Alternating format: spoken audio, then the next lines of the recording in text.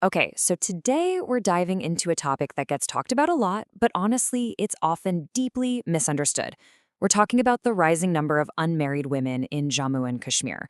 Now, it's really easy to jump to conclusions here, but the real story, well, it's a whole lot more complex. The simple assumption is to just chalk it all up to a modern mindset or say it's just a personal choice. And sure, those things can be part of it.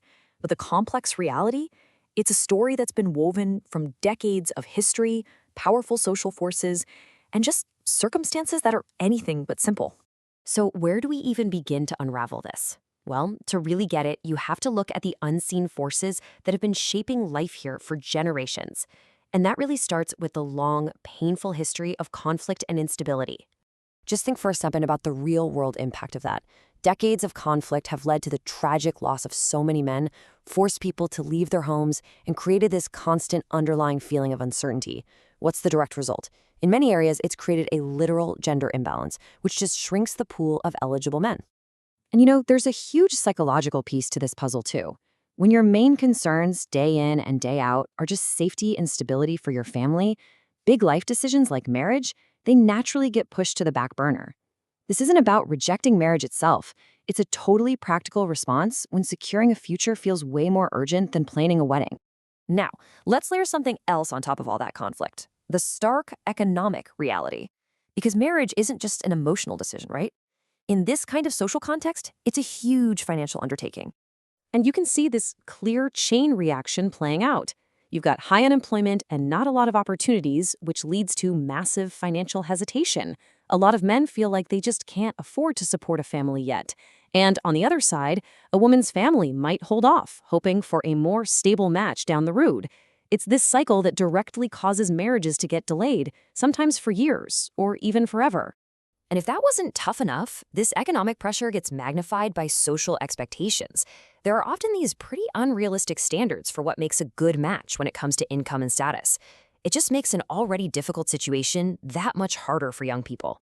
But, and this is so important, this story isn't just about external pressures. There is a powerful and I'd say really positive internal shift happening, and it's being driven by education and the empowerment of women themselves.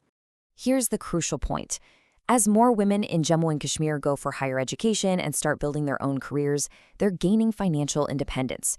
And with that independence comes a whole new perspective. They are, and rightfully so, much less willing to compromise on the big things, like dignity, respect, and real compatibility in a partner. The source material just nails this. This whole idea that women having higher standards for their own lives is some kind of social problem? No way. I mean, as the quote says, this is not a problem, this is progress, plain and simple. And that brings us to the real heart of this whole explainer. It's about reframing the entire conversation. We've been looking at the why, but what if we've been asking the completely wrong question this whole time? See, the question that society tends to ask, the one that's often loaded with a little bit of judgment or concern, is this: why are these women unmarried? It puts all the focus and often the blame right on the individual. But what if we just flip the script on that? The much better, more profound question to ask isn't about the individual. It's about our collective responsibility. It's this: are we creating a society where women can choose their own path, freely, safely, and with dignity? So what's the ultimate takeaway when you put all these pieces together?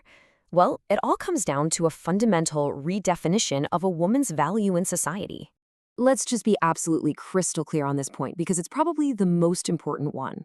Being unmarried is not a personal failure. It is not a sign of weakness, and it is absolutely not something to be ashamed of. A woman's value is inherent. It's defined by her character, her strength, her intelligence, her dreams, and what she gives back to the world, not by whether or not she has a husband. Her marital status is just one fact about her, not the definition of her. And really, that brings us to this final thought, which is kind of a call to action.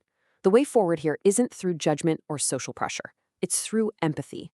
It's about moving away from judgment and moving towards a real effort to understand.